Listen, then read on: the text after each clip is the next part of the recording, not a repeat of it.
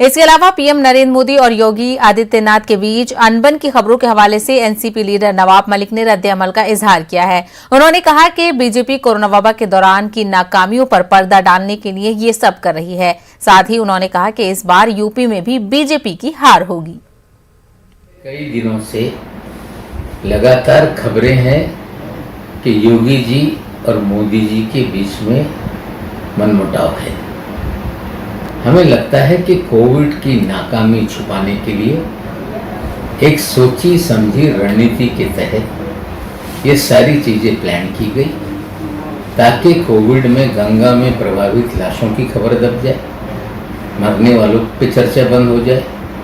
सारी नाकामियों को ढकने के लिए बीजेपी ने ये पूरी तरह से एक प्लान बनाया है। कितना भी कर ले भारतीय जनता पार्टी, जिस तरह से उत्तर प्रदेश में 4.5 साल का कार्यकाल रहा, योगी जी का कार्यकाल सिर्फ घृणा नफरत फैलाने वाला रहा। कोई भी ऐसी योजना जिससे आम जनता को फायदा हुआ हो, ऐसा कुछ भी नहीं कर पाए। कोविड में पूरी तरह से नाकाम रहे। सिर्फ सरकारी खजाने से बड़े बड़े विज्ञापन उन्होंने चलाए।